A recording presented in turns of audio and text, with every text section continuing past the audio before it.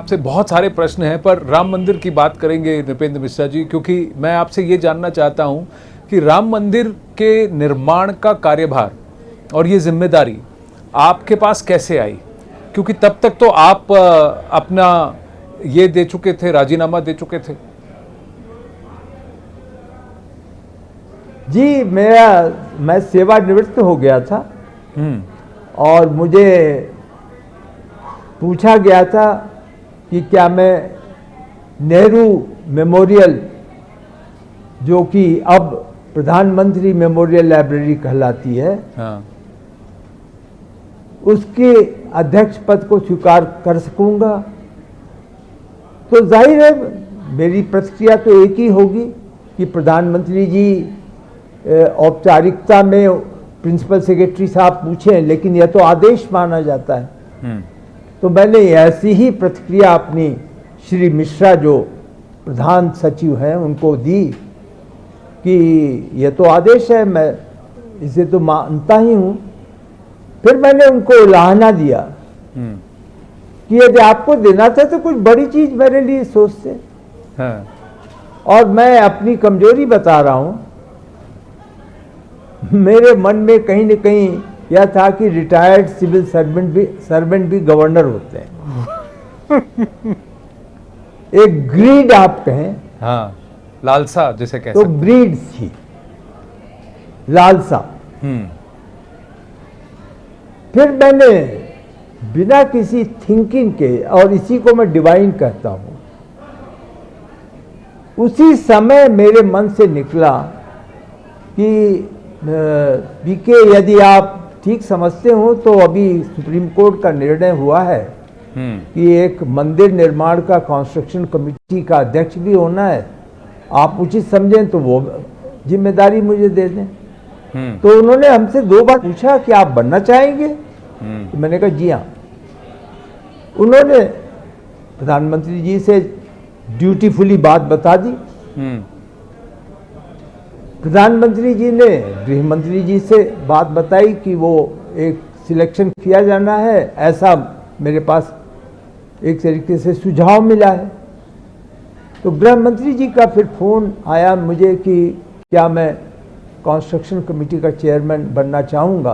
तो मैंने उसकी पुष्टि की और इस प्रकार ट्रस्ट ने निर्णय लिया और मैं मंदिर निर्माण समिति का अध्यक्ष भी बना। और ये अनुभव अपने में एक आशीर्वाद के रूप में दैविक अनुभव था, जो मेरे जीवन के एक तरीके से उस काल में एक मोस्ट प्रेशियस 5 इयर्स जो मेरे व्यतीत हुए हैं जी, उन्हें मैं याद रखूंगा।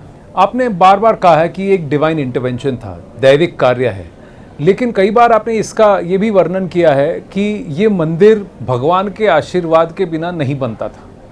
कई बार ऐसा हुआ है कि सामान्य मनुष्य संगठन कुछ भी प्रयास कर ले, जब तक ऊपर से आशीर्वाद नहीं हो तब तक ये नहीं हुआ। ऐसी कोई घटना हुई जिसकी वजह से आप बार बार इसको कहते हैं, एकदम पुरजोर कहते हैं? यह घटना प्रारंभ से ही शुरू हो गई थी और जिस प्रकार की अपेक्षा की गई, जब हम अयोध्या उतरे तो उस दिन सर्किट हाउस में वहां के 1-2 बहुत ही माने जाने संत पुरुष आए और सबके मन से एक ही बात निकल रही थी कि मिश्रा जी ये मंदिर बनवाइएगा तो 1000 वर्ष से कम का जीवन ना रहे। मेरे समझ में नहीं आया कि इसकी गुणवत्ता कैसे मैं निकालूंगा। मैं नॉन इंजीनियर, 1000 वर्ष का जीवन। धीरे धीरे वहाँ जब शुरुआत की तो पहली जानकारी मिली कि इसमें लोहे का इस्तेमाल होना ही नहीं है, इसलिए कि लोहे का जीवन काल 100 वर्ष होता है। जी, वह समय था, उसी समय फाउंडेशन, मैं एक ही उदाहरण से आपको बताऊंगा, फाउंडेशन का आधार बनाना था। और जैसा आप सभी जानते हैं, आज विश्व भर में टेक्नोलॉजी में पाइल फाउंडेशन को जी सर्वोत्तम माना जाता है। तो पाइल फाउंडेशन वहां पर किया जाना था। जी उसके 3 पाइल्स वहां पे स्थापित किए गए और उन पर वही प्रेशर डाला गया जो कि पत्थर जब निर्माण होता और मंदिर में लोड फैक्टर जो कैलकुलेट हुआ था जी। कि पत्थरों का लोड फैक्टर क्या होगा, तो वो पाइल के ऊपर उसको प्रेशर को डाला गया। जब डाला गया तो हर पाइल में एक टिल्ट आई, एक मुड़ गया वो। तो हम लोग तो इंजीनियर नहीं थे, हमने उसको सोचा कि हम इसकी एक कमेटी बना लें।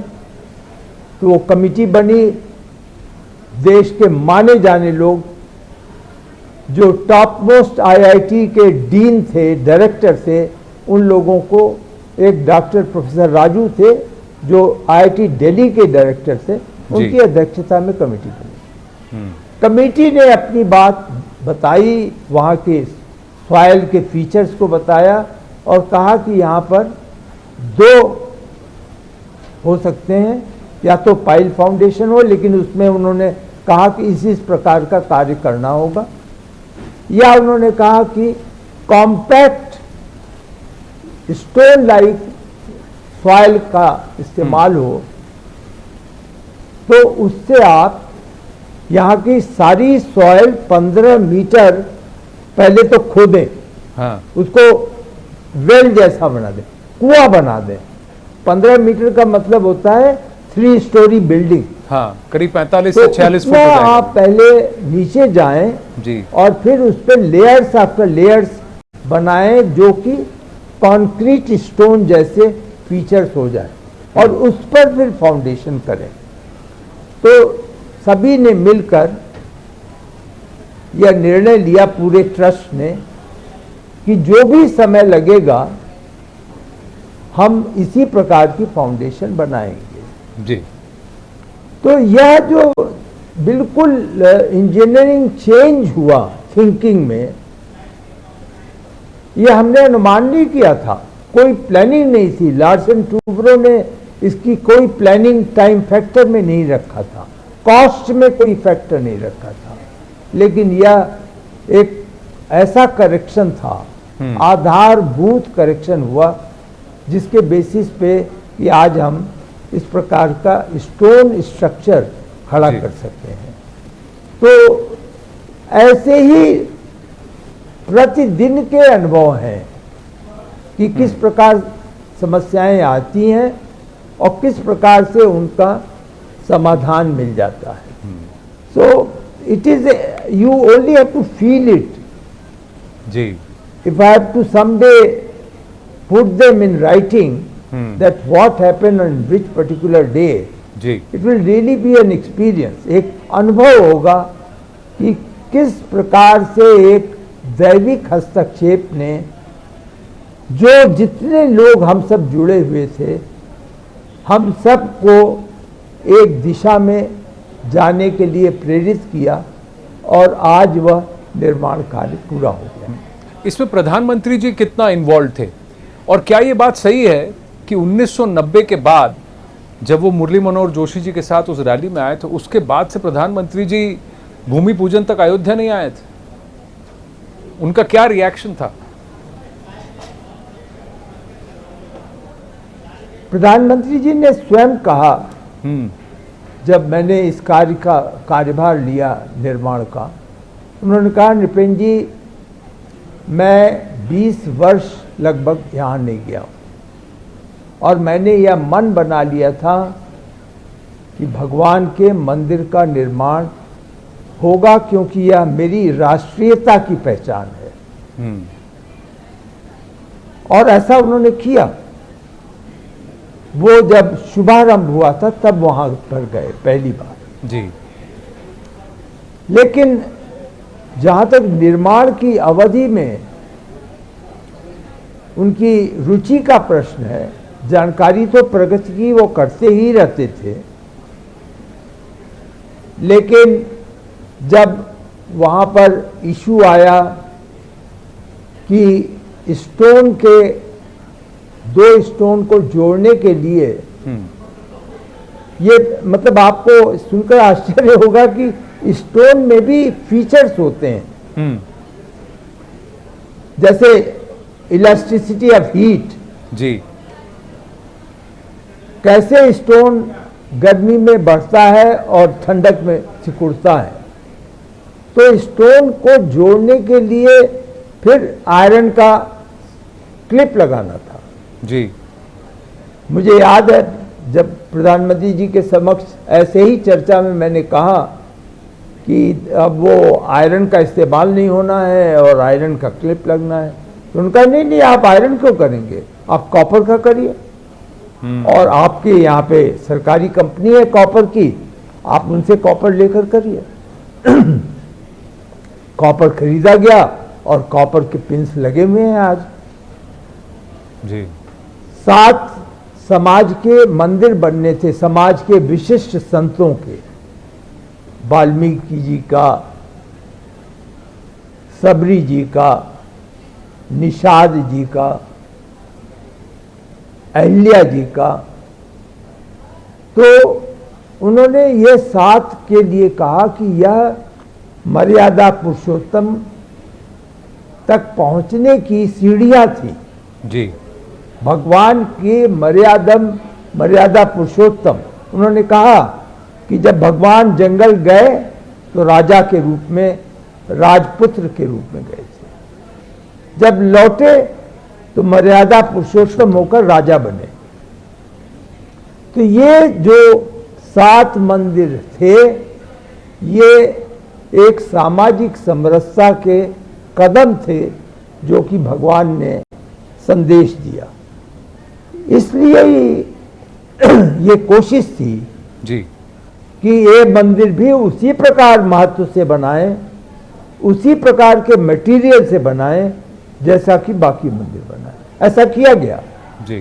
तो बहुत बार उनके साथ चर्चा हुई और उनका एक ही संदेश रहता था। पता नहीं हम लोग वहां तक उतर पाएंगे उनकी उस कसौटी पर या नहीं। उनका यह कहना था कि यह एक कंपैरिजन इंटरनेशनल जगत में, जी, अंतर्राष्ट्रीय क्षेत्र में हमेशा कंपैरिजन किया जाएगा कि यह जो राम मंदिर है अन्य की तुलना में कहां है। समय अल्प है निपेंद्र जी। वह इस मत के थे जी, प्लीज कंप्लीट।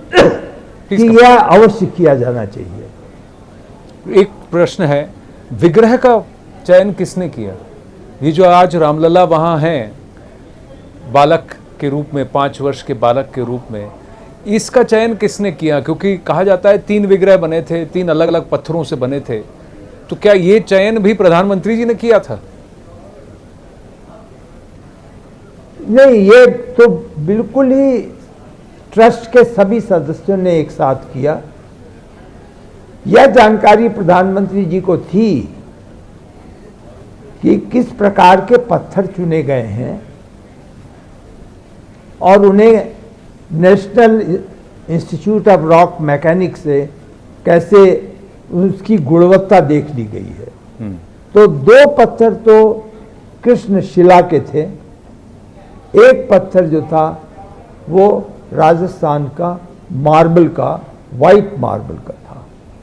तीनों के भगवान का निर्माण हुआ और फिर एक मूर्ति का चयन किया गया और उसका एक ट्रस्ट के एक साधु महात्मा हैं, तो ट्रस्ट के आज भी सदस्य हैं। उनसे जब प्रश्न पूछा गया कि आप लोगों ने कौन सा भगवान चुना है, तो उन्होंने कहा भगवान तो स्वयं अपने को चुन लेते हैं, उसमें हम लोग क्या कर सकते हैं। तो जो उन्होंने चुन लिया वो भगवान बन गए। तो इस प्रकार से अरुण योगी राज जी से बनाया हुआ स्कल्पटिंग का जो कृष्ण शिला की पत्थर है, वो एक रामलला आप देखेंगे वहां पे तो एक 5 वर्ष के बालक के सारे फीचर्स को कैप्चर करते हुए वो रामलला की मूर्ति है। बिल्कुल, मैं तो सच कहूँगा कि जब जब जहाँ साक्षात दर्शन होते हैं तो आंखों से अश्रु निकल जाते हैं, क्योंकि उस जगह में एक अलग एनर्जी है और वो भक्ति भाव वहाँ पर दिखता है।